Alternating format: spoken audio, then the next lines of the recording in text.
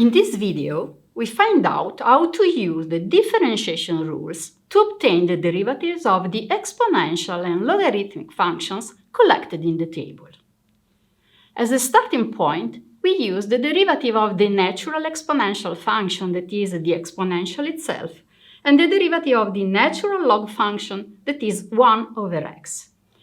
By using the same tools, we shall also prove the validity of the power rule for every real exponent r.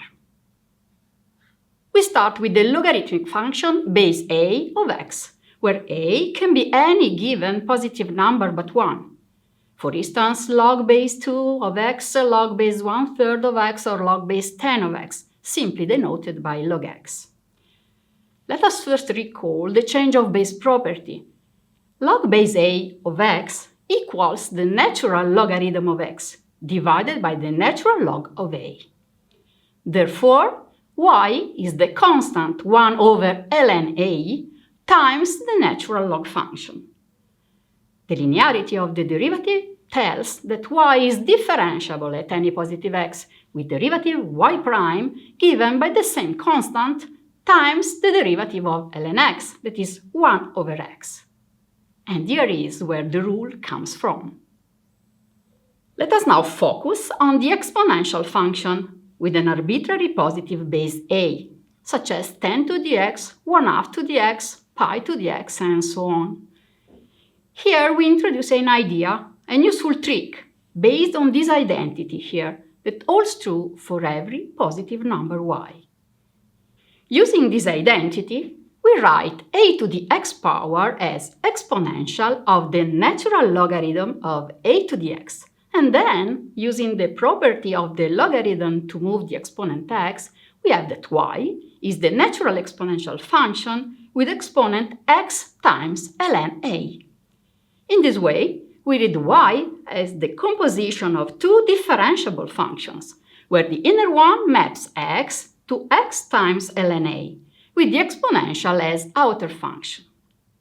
By the chain rule, it turns out that y is differentiable at any x, and its derivative is derivative of the outer function, that is the exponential itself, evaluated at x ln a, times the derivative of the inner function, that is simply the constant ln a. Finally, in the first term, we recognize the original function, and here we have the desired rule. It is time to unreveal the power rule. Given any real number r, we consider the function x to the r power. Here, we exploit the same idea. For x positive, we can write x to the r equal to the exponential of the natural logarithm of x to the r. Namely, moving the exponent, we find the exponential of r times the natural logarithm of x. As a result, the power function is the composition of two differentiable functions, where the inner one maps any positive x to r times ln x, with the exponential as outer function.